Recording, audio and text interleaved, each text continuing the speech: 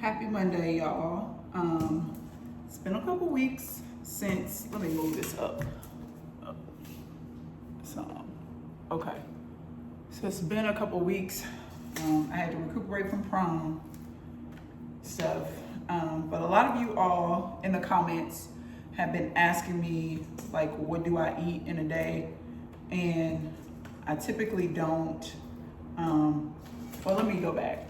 I lost 82 pounds in 8 months, leveraging GLP-1 peptides tirzepatide as part of my weight loss strategy.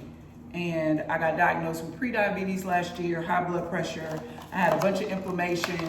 I was always in pain, chronic stress. So I was battling with depression all the time. I was just unwell. I was just really, really unhealthy. And I just made a decision one day. I looked in the mirror, I was fat, I didn't want to be fat no more, so I did something about it. I know there's a lot of shame that people, women especially, experience around utilizing GLP-1 medications as part of their strategy. I don't have no shame about it. It's there for support. I use it as a tool and not a crutch, so I didn't let the medication do all the work. I'm in the tapering off phase where I use it once every other month. And initially my plan was just to be completely off of it by July, but I'm just gonna do once every other month until I've done that. So it'll probably be like closer to September, October when I'm done. But I just have some strawberries and some blackberries. I love these. It's about 2 o'clock. I typically don't eat breakfast.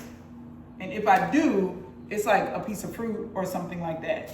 I have some wild caught sockeye salmon. You want to get the wild caught versus the farm raised. And the reason being is because, hold on, I got my notes. 1 second.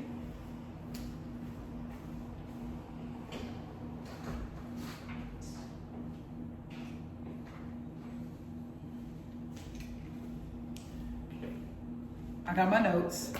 It's really environmental reasons and toxins and things like that. But these are some of the, I did my research for y'all. So some of the reasons that you want to go with wild caught salmon or wild caught fish or shrimp or whatever you're going to eat, seafood, is that it has a cleaner nutritional profile. So wild caught salmon swim and feed in their natural environment. So that means they have more omega-3 fatty acids. That's essential for hormone balance, brain health, and reducing inflammation, which is super important for women over 40 who are in menopause, who are also leveraging GLP-1 medications for support. They have fewer omega-6 fatty acids, which in excess can contribute to inflammation and hormonal disruption. So farm-raised fish, salmon, all of those things, they have more omega-6 fatty acids, and those, when you eat farm-raised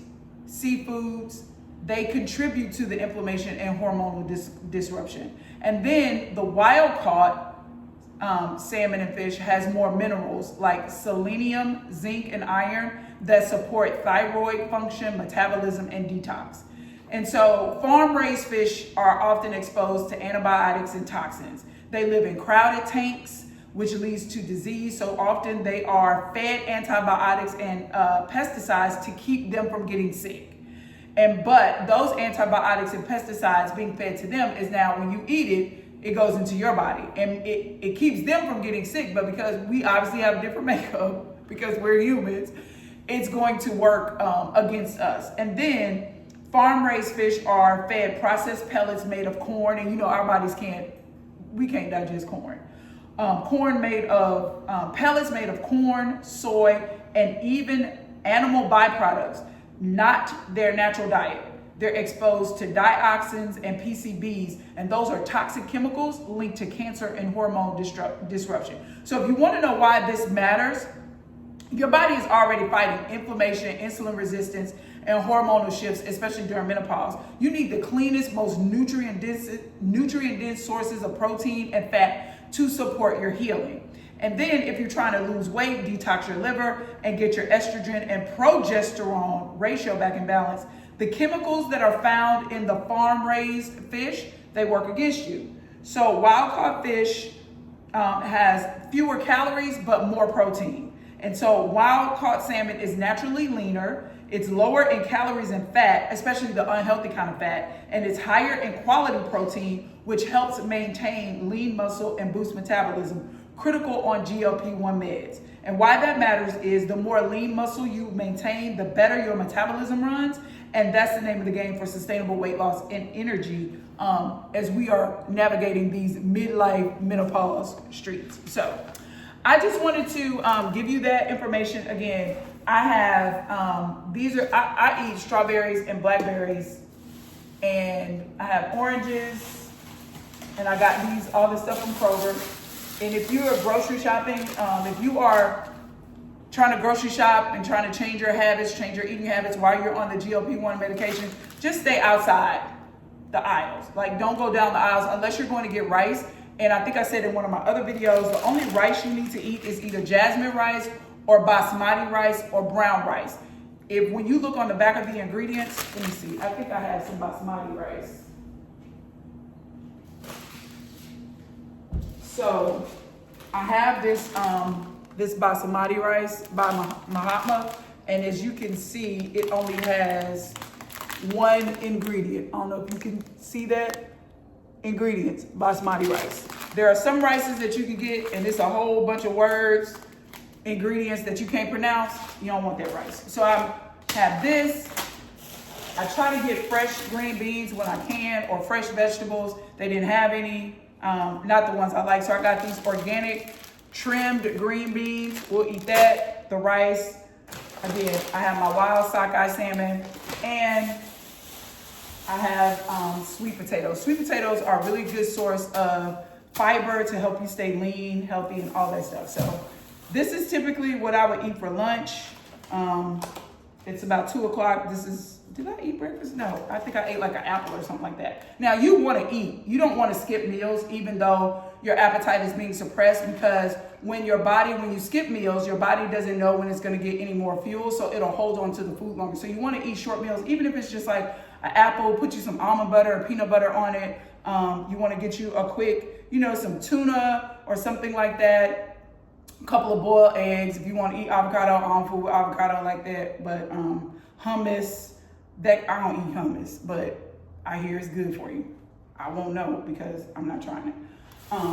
I tried it before. I didn't like it. So that's what I would eat. I'll cook enough so whatever's not eaten for lunch, it'll be eaten again for dinner if I'm hungry like that. If not, I'll probably just have some fruit. I always keep fruit available. I'll buy it, I'll wash it, and put it in glass containers. You want to keep your stuff in a glass container. You do not want to keep your fruit when you buy it and your vegetables in the plastic containers. And I'll do a video on that if you guys are interested as to why you should store your fruits and vegetables in glass containers versus the plastic that you get it.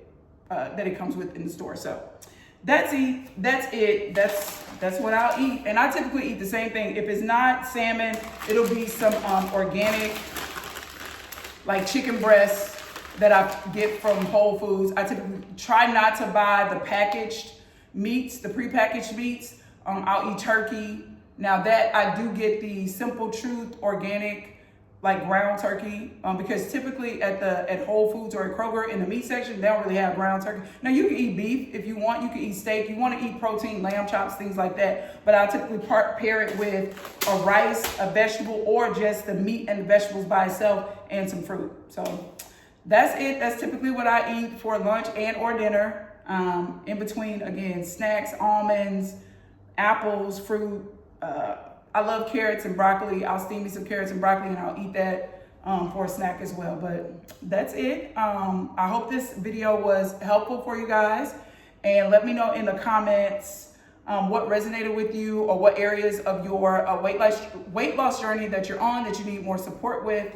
If you're interested in getting coaching, if you are starting GLP-1 medications, or if you're on it, you need help with a strategy, if you want to know how you can leverage it as a tool, develop an exit strategy before you even start, I will have the link in my bio so that you can join my GLP-1 Jumpstart coaching program. It is open. I will be taking one-on-one clients through the end of, what's this? This is April. So I'm doing it through the end of May. So if you want that support, I'm here to help. The link will be in my bio, and I will see you guys next time. Bye.